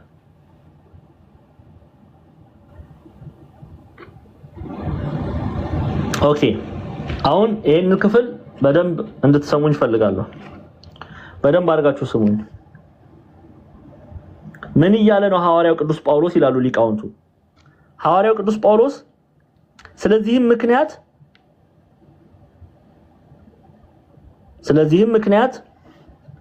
በደንብ ስሙ። እዚህ ላይ የሚነሳ ጥያቄ ስላለ ያን ጥያቄ አድሬስ ማድረግ ያስፈልጋል። ስለዚህም ምክንያት በእውነት ያላመኑ ነገር ግን በአመጽ ደስ ይላቸው የነበሩ ሁሉ ፍርድን እንዲቀበሉ ሐሰትን ያምኑ ዘንድ እግዚአብሔር የስህተት አሰራር ይልክባቸዋል። ኦኬ እግዚአብሔር የስህተት አሰራር ይልክባቸዋል ምን ማለት ነው? እግዚአብሔር ከስህተታቸው መመለስ የማይፈልጉትን ሰዎች ይቀጣቸዋል እያለ ነው ጳውሎስ። አባቶቻችን ኢትዮጵያውያን ሊቃውንት አዲስ ኪዳን ትርጓሜ መምህራን ያሳስታቸው ዘንድ ሐሳዊ መሲህን ያስነሳባቸዋል ማለት እግዚአብሔርን እንደ እግዚአብሔርነቱ መጠን ያላከበሩ የእግዚአብሔርን ቃል መስማት የማይፈልጉ እግዚአብሔር ከስህተታቸው መመለስ የማይፈልጉትን ሰዎች ሊቀጣቸው ሲፈልግ በስህተታቸው ላይ ስህተትን ለሚጨምርባቸው ለሐሰተኛ መንፈስ አሳልፎ ይሰጣቸዋል። ለምሳሌ ዘጸአት 7:3 ፈርዖንን እንመልከት። ፈርዖን አንዴ ዘጸአት 3 ከፍቱልኛላችሁ። ከዛ በፊት አንዴ አንድምታ ትርጓሜያችንን እንነ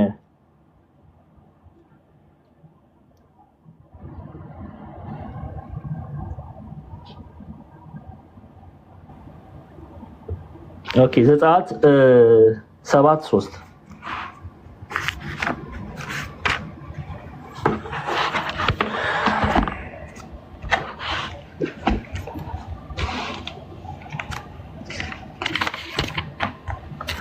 ኦሪት ዘጸአት ምዕራፍ 7 ቁጥር 3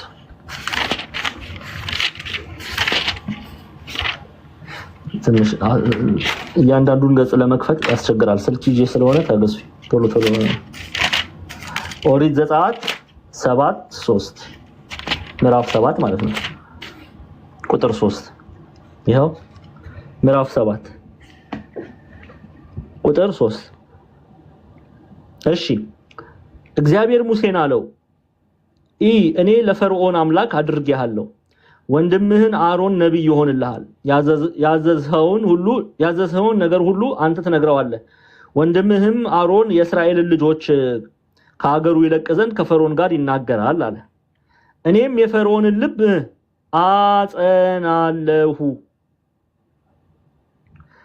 በግብጽ ምድርም ድንቄንና ተአምራቴን አበዛለሁ ፈርዖን አይሰማችሁም እጄንም በግብጽ ላይ አደርጋለሁ ሰራዊቱንም የእስራኤል ልጆችንም ህዝቤን በታላቅ ፍርድ ከግብጽ አገር አወጣለሁ አያችሁ እንቢ ያሉትን እግዚአብሔር ይቀጣል ለጥፋታቸው ተላልፈው እንዲሰጡ ያደርጋል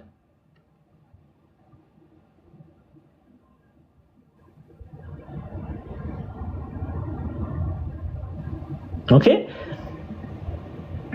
ለዛ ነው አባቶቻችን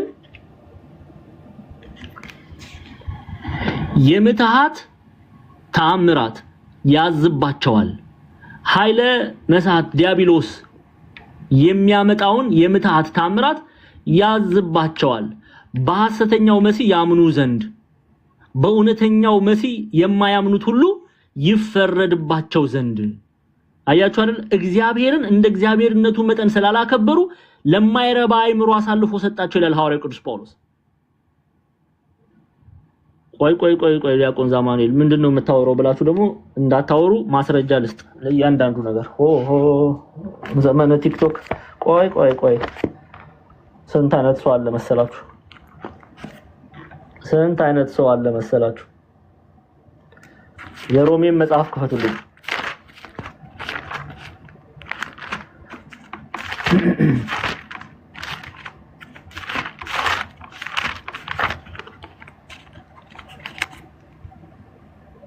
ሮሜ ምዕራፍ 1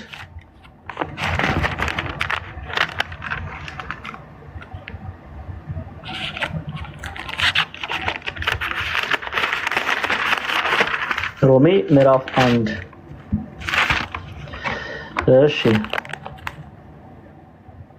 ይሄው ተመልከቱ እንዲህ አይነት ነገር እናንተ አትሰሙም አይደለ እግዚአብሔር ይቀጣል ወይ አዎ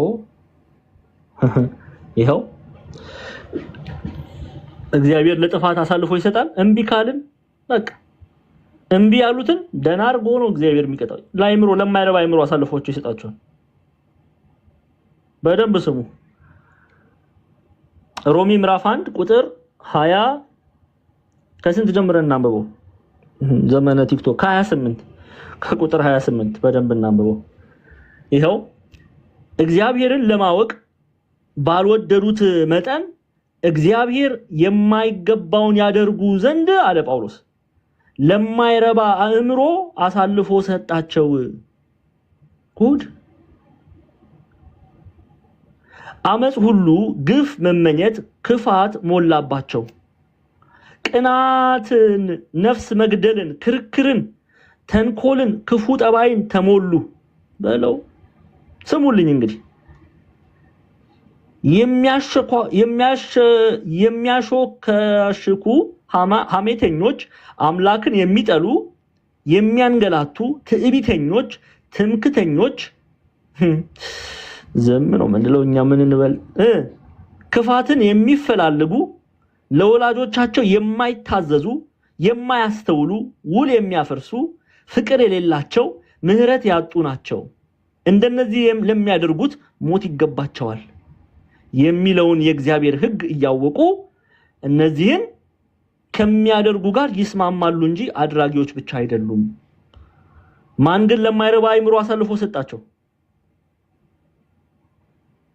እግዚአብሔር ለምን እግዚአብሔርን ለማወቅ መሻት ስለሌላቸው እግዚአብሔርን ለማወቅ ባልወደዱት መጠን ያው ዛሬ የምናየው ጉድ እኮ ነው ማን ምንም እያየን አይደል እንዴ? ማን ነው የእግዚአብሔርን ቃል እንደው ናፍቀን ቁጭ ብለን እንማራለን? የለም፣ ቦታ የለንም። አንዳንዶቻችሁ መልእክት ሲላክባችሁ እንኳን ኧረ ተይ እህቴ ነይ ተማሪ መኖክሴ ልታደርጉኝ ነው የሚል የትዕቢት ቃል እንናገራለን። ይሄ የማይረባ አይምሮ የሚናገረው ቃል ነው። ወይኔ ለክርስቶስ መመንኮስ እኮ እንዴት መታደል እንደሆነ ብታውቁ ያሳዝናል እኮ። እግዚአብሔርን ለማወቅ ባልወደዱት መጠን አለ። እኔ አይደለም ያልኩት፣ ደግሞ እኔ ላይ እንዳትጨፍሩ። ይሄው ሐዋርያው ቅዱስ ጳውሎስ ነው ያለው። ለማይረባ አይምሮ አሁን በየቲክቶኩ የማይረባ አይምሮ ነው የሞላ፣ እያያችሁ ነው። በየቤቱ ምንድነው የሚደረግ? በቃ ታውቁታላችሁ። እዚህ መናገር የለብኝም። እነዛ ሰዎች መጥተው እግዚአብሔርን ለማወቅ ቃል እግዚአብሔርን ይማራሉ? የለም፣ እሹሩሩ ነው የተያያዘ ነው።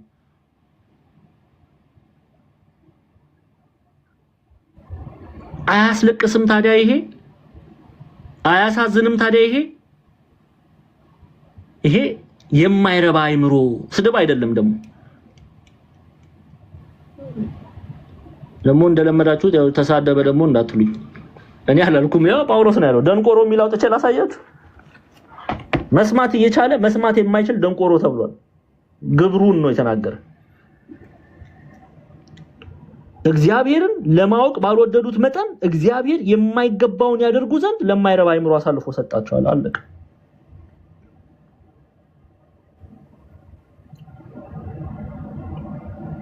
ሐዋርያው ቅዱስ ጳውሎስ የሚናገረው ታዲያ ይሄ አይደል እንዴ? በተሰሎንቄ መልእክቱ ላይ ጎበዝ ይሄ ጀግና ሐዋርያ፣ ይሄ ቤተክርስቲያናችን ሐዋርያ ምንድነው ያለው?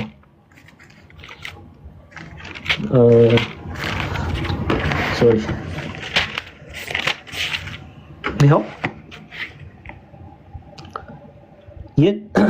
ስለዚህ ምክንያት በእውነት ያላመኑ ነገር ግን በአመጽ ደስ ይላቸው የነበሩ ሁሉ ፍርድን እንዲቀበሉ ሐሰትን ያምኑ ዘንድ እግዚአብሔር የሰተትን አሰራር ይልክባቸዋል። እግዚአብሔር ራሱ እግዚአብሔር ለማይረባ አይምሮ አሳልፎ ይሰጣቸዋል እያለ ነው። ታዲያ በሐሳዊ መሲህ ጊዜ ለሐሳዊ መሲህ ቢሰግዱ አይግረማችሁ። እግዚአብሔር ሊቀጣ ሲፈልግ እንዲያደርጋል። ልብሽን ያደነድናል። ንስሐ እንዳትገቢ አለንጋውን ሊያወርድብሽ ሲፈልግ እንዲም ያደርጋል። እግዚአብሔር ፍቅር ብቻ ነው እኛ የምናውቀው። የእግዚአብሔር መሻት እንዲህም ነው። ኦኬ እምቢ ካልን፣ አንመለስም ካልን፣ አንተባበርም ከእርሱ ጋር ካልን፣ በቃሉ አንጸናም ካልን እንዲህ ያደርጋል። እሺ ሰዓት እየሄድን ነው። ሰዓታችን እየጨረስኩ ነውና ወደ ስራ መግባት ስላለብኝ ቶሎ ልበል ከዚህ በኋላ። እሺ ከቁጥር 13 እስከ 17 ያለውን ክፍል እናያለን።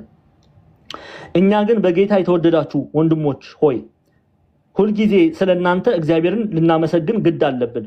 እግዚአብሔር በመንፈስ መቀደስ እውነትን በማመን ለመዳን እንደ በኩራት መርጧችኋልና። አያችኋል? መርጧችኋል። ይሄንን ማን ነው የሚናገረው? ለማን ነው የሚናገረው? ሐዋርያው ቅዱስ ጳውሎስ ለተሰሎንቄ ምዕመናን በእውነት ላመኑት ምን አላቸው? እግዚአብሔር በመንፈስ ቅዱስ እውነትንም በማመን ለመዳን እንደ በኩራት መርጧችኋል። ምን ማለት ነው? አባቶቻችን ይላሉ የተሰሎንቄ ሰዎች የተሰበከላቸውን የወንጌል ቃል በማመን በመንፈስ ቅዱስ ለመክበርና ዘላለማዊ ድህነት ለመዳን በኩር ጀማሪ ናቸውና እንደ በኩራት መርጧችኋል ሲል ኦኬ በመጀመሪያ አምናችሁ ለሌላው አርአያ እንድትሆኑ መርጧችኋል ማለት ነው ይላሉ። ኦኬ ከዛስ በኋላ ይሄንን ይቀጥልና ይላል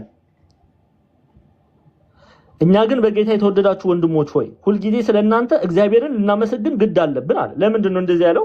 መልካም ፍሬ ያፈሩ ነበርና የተሰሎንቄ ምዕመናን። ይሄው አንደኛ ተሰሎንቄን ያጠናንበት ምክንያት ለዚህ ነው። አንደኛ መጀመሪያቱ የሐዋርያው ጳውሎስ መልእክት ወደ ተሰሎንቄ ሰዎች ምዕራፍ 3 ቁጥር 9 10 ይላል። ኦኬ ፊታችሁን ልናይ በእምነታችሁም የጎደለውን ልንሞላ ሌሊትና ቀን ከመጠን ይልቅ እየጸለይን በአምላካችን ፊት ከናንተ የተነሳ ስለምንደሰተው ደስታ ሁሉ ለእግዚአብሔር በእናንተ ምክንያት ምን ያህል ምስጋና እናስረክብ ዘንድ እንችላለን። ለምንድን ነው የሚያመሰግናቸው? ኦኬ አንደኛ ተሰሎንቄ ምዕራፍ 3 ያመሰግናቸዋል። ምስጋናው ሚስጥሩ ግን እዚህ ጋር ነው ያለው። መግቢያ መጀመሪያቱ የሐዋርያው ጳውሎስ መልእክት ወደ ተሰሎንቄ ሰዎች ምዕራፍ 1 ቁጥር 6 ላይ የሚያመሰግንባቸውን ምክንያት ይነግራቸዋል። ደግሞ እናንተ ቃሉን በብዙ መከራ ከመንፈስ ቅዱስ ደስታ ጋር ተቀበላችሁ፣ እኛንና ጌታን የምትመስሉ ሆናችሁ። ስለዚህ በመቄዶንያና በአካይያ ላሉት ምዕመናን ሁሉ ምሳሌ ሆናችኋል። ስለዚህ ያመሰግናቸዋል። መከራ የተጭኖባቸው ወንድም እህት እየተገደለባቸው በክርስቶስ ኢየሱስ ላይ ያለውን እምነታቸውን አልጣሉምና ያመሰግናቸዋል። ይሄ ድንቅ ሐዋርያ ኦኬ ይሄው እንመልከት። በእምነት ስለጸኑ ያመሰግናቸዋል። መቄዶንያ አውራጃ ያለችው ተሰሎንቄ ቤተክርስቲያን ነው የሚያመሰግነው። አንድም ታትርጓሚያችን የኦርቶዶክሳውያን ክርስቲያኖች ወደዱት። እሺ እነን ሐዋርያ ኤኒዌይስ እሺ ወንድሞቻችን እግዚአብሔር ስለወደዳችሁ ስለናንተ ግን ሁሉ ጊዜ እግዚአብሔርን እኛ ልናመሰግን ይገባል።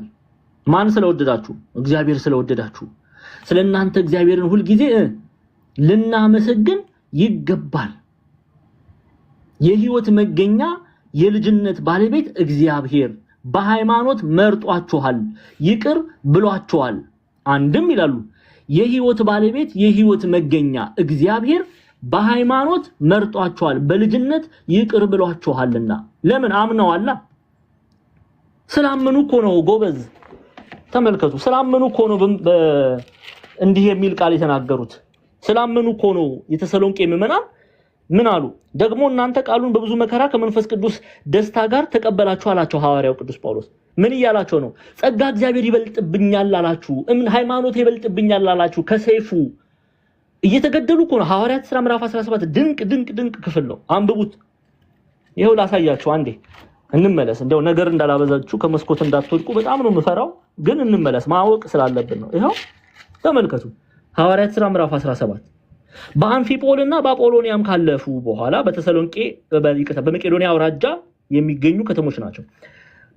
በአንፊጶልና በአጶሎኒያም ካለፉ በኋላ ወደ ተሰሎንቄ መጡ። በዚያም የአይሁድ ምኩራብ ነበረ። ጳውሎስም እንደልማዱ ለምን እንደልማዱ አለ ተመረናል። ኦኬ ጊዜ አንፍጅም እዚህ ላይ። ጳውሎስም እንደልማዱ ወደ እነርሱ ገባ። 3 ሰንበት ያህል ከነርሱ ጋር ከመጽሐፍት እየጠቀሰ ይነጋገር ነበር። ሲተረጉምም ክርስቶስ መከራ እንዲቀበልና ከሙታን እንዲነሳ ይገባው ዘንድ እያስረዳ ይህ እኔ የምሰብክላችሁ ኢየሱስ እርሱ ክርስቶስ ነው ይል ነበር። ከነርሱም አንዳንዶች ተረድተው ከሚያመልኩም ከግሪክ ሰዎች ብዙ ከከበሩም ሴቶች ጥቂቶች አይደሉ ከጳውሎስና ከሲላስ ጋር ተባበሩ። ኦኬ አይሁድ ግን ቀንተው ከሥራ ፈቶች ክፉ ሰዎችን አመጡ። ሕዝቡንም ሰብስበው ከተማውን አወኩ። ወደ ሕዝቡም ያወጧቸው ዘንድ ፈልገው ወደ ኢያሶን ቤት ቀረቡ። ባላገኟቸውም ጊዜ ኢያሶንና ከወንድሞች አንዳንዶችን ወደ ከተማው አለቆች ጎትተው ዓለምን ያወቁ እነዚህ ወደዚህ ደግሞ መጥተዋል። ኢያሶንም ተቀብሏቸዋል። እነዚህም ሁሉ ኢየሱስ የሚሉት ሌላ ንጉስ አለ እያሉ የቄሳርን ትእዛዝ ይቃወማሉ ብለው ጮሁ። ቄሳር ምን የሚል ትእዛዝ አስተላልፎ ነበር? ቄሳር ጌታ ነው የሚል ትእዛዝ። ያንን ክደው ክርስቲያኖች በዘመኑ የነበሩ ጀግና ሰማዕታት ምን አሉ? በተሰሎንቄ ያሉ ቄሳር ጌታ አይደለም ኢየሱስ ጌታ ነው ይላል። ጻፉ። ኢየሱስ ይሄ ቤተክርስቲያን የሚጣፍጥ ቃሏ ነው፣ የምታውጀው ቃል ነው። የተሰሎንቄ ምዕመናን አንገታቸው የታረደበት ቃል ነው። ኢየሱስ ጌታ ነው ይሉ ነበር። አንድም ትላለች ቤተክርስቲያን ቄሳር ጌታ ተብሏልና ደግሞ ኢየሱስ የጌቶች ጌታ ነው የንጉሶች ንጉስ ነውም ደግሞ ትለዋለች። በዚህ ቃል ምክንያት የተሰሎንቄ ምድር የክርስቲያኖችን ደም ጠጥቷል። ሰማዕት ሆነዋል። እናት ልጇን ገላለች፣ ልጅ እናቱን ገድሏል። እቺ የግሪክ ከተማ በዘመኑ በሮም ቅኝ ግዛት የምትገዛ ተሰሎንቄ። ለዚህ ነው እኮ የተሰሎንቄ ሐዋርያው ቅዱስ ጳውሎስ ተመልከቱ ምን አላቸው? ይሄው ቁጥር 6 ደግሞ እናንተ ቃሉን በብዙ መከራ ነው የተቀበሉት፣ ሰማዕትነት እየተቀበሉ ከመንፈስ ቅዱስ ደስታ ጋር ተቀበላችሁ። ምን ማለት ነው? ከመንፈስ ቅዱስ ደስታ ጋር ተቀበላችሁ። የእግዚአብሔር ልጅነት ይበልጣል፣ ጸጋ እግዚአብሔር ይበልጣል፣ የእግዚአብሔር ልጅ ተብሎ መጠራት ይበልጣል ከሰይፉ ከሚደርስብኝ መከራ ብላችሁ ተቀበላችሁ። ከዛስ እኛንና ጌታን የምትመስሉ ሆናችሁ፣ ሐዋርያትን መሰላችሁ፣ ጌታን መሰላችሁ እያላቸው ነው። ስለዚህ በመቄዶንያ በአካይያ ላሉት ምዕመናን ሁሉ ምሳሌ ሆናቸዋል። እናንተን ምሳሌ ያደርጓቸዋል። አላደረጉም እንዴ? አልተማርንም እንዴ? ጎበዝ በደንብ ነው የተማርነው። ይሄው መቄዶንያ፣ አካያይ፣ ሰሜናዊ ግሪክ፣ ደቡባዊ ግሪክ። መቄዶንያ በሮም ቅኝ ግዛት የተገዛች ከተማ ነበረች በዘመነ ሐዋርያት። ሐዋርያው ቅዱስ ጳውሎስ ናፖሌ ገብቷል፣ ፊልጵስዩስ ገብቷል። እንደና አፖሎኒያ እና አምፊፖሊስ ኦኬ፣ ቅድም ያየነው ሐዋርያት ሥራ ምዕራፍ 17 ላይ ኦኬ። ከዛስ በኋላ ተሰሎንቄ፣ ከዛስ ቤሪያ፣ እነዚህ ሁሉ ከተሞች ወንጌል ተሰብከዋል። ኦኬ። ከናፖሌ፣ ከፊልጵስዩስ፣ አንፊፖል፣ አፖሎኒያ ሊቃውንቱ አንፊፖልም አፖሎኒያም በገባበት ከተማ ሐዋርያው ጳውሎስ ሰብኳል ይላሉ። ከዛስ ተሰሎንቄ፣ ከዛስ ቤሪያ፣ በመቄዶንያ አውራጃ ያሉ የናፖሌ፣ የፊልጵስዩስ፣ የአንፊፖል፣ የአፖሎኒያ፣ የቤሪያ ምዕመናን ኦኬ ያሉ ክርስቲያኖች የተሰሎንቄን ምዕመናን አርአያ ምሳሌ ያደርጉ ነበር። ኦኬ የእግዚአብሔርን ቃል የሰሙ በመቄዶንያ አውራጃ ያሉ አብያተ ክርስቲያናት የተሰሎንቄን ምዕመናን አርአያ ያደርጉ ነበር። አንድም መቄዶንያ ብቻ ብሎ አልዘጋውም። ይገመታል አሁን ሐዋርያው ቅዱስ ጳውሎስ በናፖሌ በነበረበት ሰዓት ባገኘው ጊዜ ወንጌል ይሰብክ ነበር። በአንፊፖልም በአፖሎኒያም ተብሎ ይገመታል። ኦኬ ግን በየገባበት ቦታ ወንጌል ይሰብካል። በፊልጵስዩስ የመጀመሪያዋን አማኝ እናገኛለን፣ ልዲያን ማለት ነው። ልዲያን እናገኛለን። እነዚህ ሁሉ ተሰሎንቄን አርአያ ያደርጉ ነበር። የመጀመሪያዋ አማኝ ግን የተገኘችው የት ናት? ፊልጵስዩስ። እሷ ማን ትባላለች? ልዲያ። ከዛ በኋላ በፊልጵስዩስ ቤተክርስቲያን ተተክሏል። አዎ ከዛ በኋላ ወንጌል ተሰራጭቷል። ናፖሌ፣ አንፊፖል፣ አፖሎኒያ፣ ቤሪያ እነዚህ ሁሉ በመቄዶንያ አውራጃ ያሉት ከተሞች የእግዚአብሔርን ቃል ሰምተዋል። ስለዚህ ማንን ነው አርአያ የሚያደርጉት? ተሰሎንቄን። ከዛ ደግሞ ወረደ አካያይ ወረደ፣ ደቡባዊ ግሪክ። አካያይ እና ማን ታገኛላችሁ? እስቲ ቆሮንቶስ፣ ክንክራውስ እዚህ በነገራችን ላይ ታላቅ አገልጋይ ያለች ሴት ማናት? ፌበን የሮሜ መልእክት ይዛ ወደ ኢጣሊያ ሮም የሄደች ጀግና ሴት፣ የወንጌል ሴት። እነ በቆሮንቶስ፣ ክንክራውስ፣ አቴና፣ ስፓርታ ይሄ ደቡባዊ ግሪክ አካያይ። በመቄዶንያና አካያይ ያሉ ምዕመናን ማንን ነው ምሳሌ የሚያደርጉት? ተሰሎንቄ። ዋጋ እየከፈሉ ነው። ኦኬ ስለዚህ ሐዋርያው ቅዱስ ጳውሎስ ምን እያለ ነው? አይ ቲንክ በደንብ እየገባችሁ ነው። እሺ እንመለስ ወደ ተሰሎንቄ መጽሐፍ። ይኸው ስለዚህ በመቄዶንያ በአካያይ ላሉት ምዕመናን ሁሉ ምሳሌ ሆናችኋል ይላችኋል።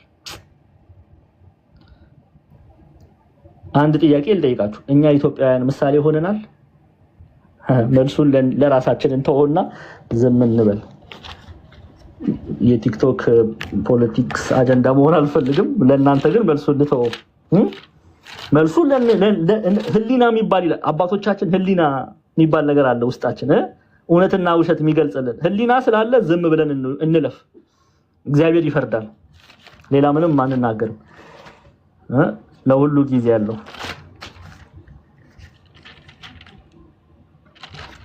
እሺ ይኸው ሁለተኛው እሺ ስለዚህ የጌታችን ኢየሱስ ክርስቶስ ክብር ለማግኘት ኦኬ ለመዳን በኩራት መርጧቸዋል የሚለው ገብቷቸዋል። ያው ይሄ ለምንድን ነው እንዲህ ያለው?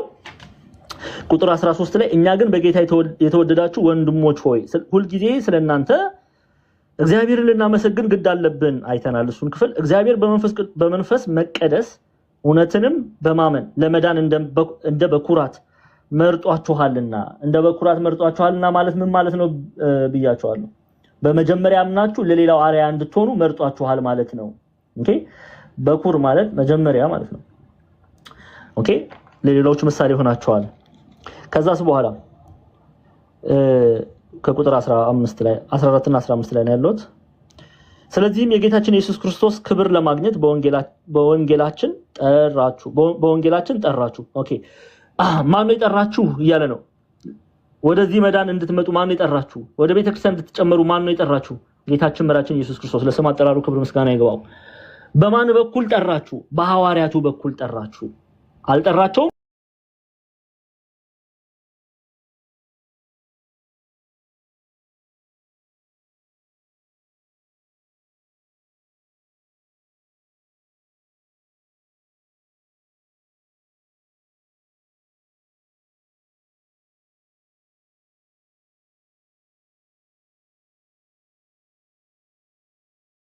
ክርስቶስ ነው ማለት ነው ሿሚ የማያስፈልገው ነው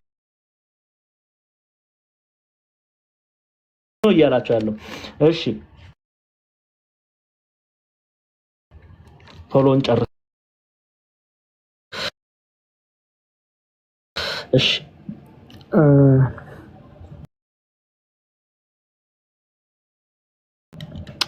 በወንጌላችን ጠራችሁ። እንግዲያስ ወንድሞቼ ሆይ ጸንታችሁ ቁሙ፣ በቃላችን ቢሆን ወይም በመልእክታችን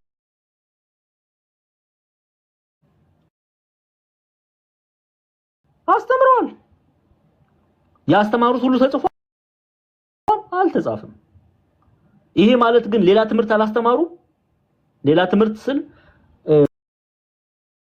የተለየ ወንጌል አይደለም እያወራ ያሉት። ሌላ ትምህርት ከተጻፈው ውጪ አስተምረዋል አስተምረዋል። እንግዲህ ወንድሞች ሆይ ጸንታችሁ ቁሙ፣ በቃላችን ቢሆን ወይም በመልእክታችንም የተማራችሁትን ወግ ያዙ። የተማሩት ሌላ ነገር ደግሞ አለ ያልተጻፈ ማለት ነው። ታዲያ ሐዋርያው ቅዱስ ጳውሎስ ብቻ ነው የሚናገረው? ኖ፣ ቅዱስ ዮሐንስም ይናገራል። ይሄው ወደ ቅዱስ ዮሐንስ እንሂድ። ሁለተኛ የሐዋርያው ዮሐንስ መልእክት ለሮምና ምንድነው ያላት? ይሄው እንድጽፍልሽ የምፈልገው ብዙ ነገር አለኝ፣ በወረቀት በቀለም ልጽፍ አልወድም። ዳሩ ግን ደስታችሁ ፍጹም እንዲሆን ወደ እናንተ ልመጣ አፍ ለአፍም ልናገራችሁ ተስፋ አደርጋለሁ። ኦኬ፣ ተስፋ አደርጋለሁ። አይ ዲያቆን ዛማኑኤል ነገር በሶስት ነው የሚጸናው፣ አንተ ዝም ብለህ ሁለት ነው የሰጠህን አልቀበልም ካላችሁ ደግሞ እሺ ልጨምር ሶስት። ይሄው ምን ችግር አለው? እዚህ ኦርቶዶክሳዊ ቤት ጥቅስ ሞልቷል። ሶስተኛይቱ የሐዋርያው ጳውሎስ መልእክት ምዕራፍ 1 ብለን እንያዘው ለንባብ ያመች ዘንድ ይሄው ቁጥር 13 እና 14 ልጽፍልህ የምፈልገው ብዙ ነገር ነበረኝ፣ ዳሩ ግን በቀለምና በብር ልጽፍልህ አልወድም። ነገር ግን ወዲያው ላይ ተስፋም አድርጋለሁ፣ አፍ ለአፍም እንነጋገራለን አለ ዮሐንስ ይሄንን አለ። ስለዚህ በቃል ያስተማሩት ትምህርት አለ ወይ? አው በደንብ አለ። ተጽፏል ወይ? አልተጻፈም፣ ግን በቃል ያስተማሩት ብዙ ትምህርት አለ። ያንን ነው እየተናገረ ያለው። እሺ እንቀጥል። የመጨረሻዋን ክፍል ነው የምናየው። እንግዲያስ ወንድሞች ሆይ ጸንታችሁ ቁሙ፣ በቃላችንም ቢሆን ወይም በመልእክታችንም የተማራችሁትን ወግ ያዙ። ኦኬ፣ ወግ ያዙ። ያን ልንይዝ ያስፈልጋል። እሺ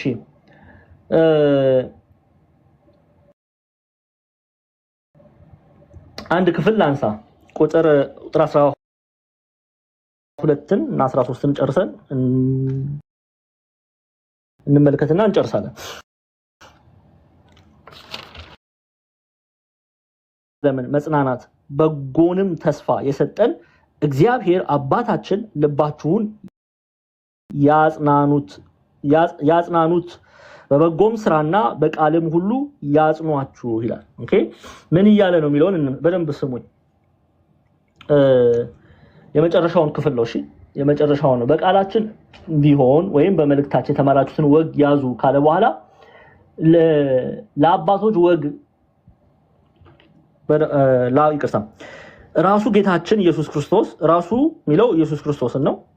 ኦኬ፣ ጌታችን ኢየሱስ ክርስቶስና የወደደን በጸጋም የዘላለም መጽናናት በጎንም ተስፋ የሰጠን እግዚአብሔር አባታችን ልባችሁን ያጽናኑት። ኦኬ፣ ሚስጥረ ሥላሴ የምናይበት ክፍል ነው። በነገራችን ላይ እዚህ ክፍል ላይ ልባችሁን ያጽናኑት በበጎም ስራና በቃል ሁሉ ያጽናዋችሁ። አሁን እቺን ክፍል ትይዙልኝና ማጽናት የሚችል ማን ነው የሚለውን ደግሞ ራሱ ቅዱስ ጳውሎስ የተናገረው እግዚአብሔር እንደሆነ ይነግረናል። የሚያጸና ቅዱስ ይሁዳ ደግሞ በይሁዳ መልእክቱ ላይ ይሄንን ቃል ይደግምልናል። የይሁዳ መልእክትን እንመልከት። እሺ የይሁዳ መልእክትን እንመልከት።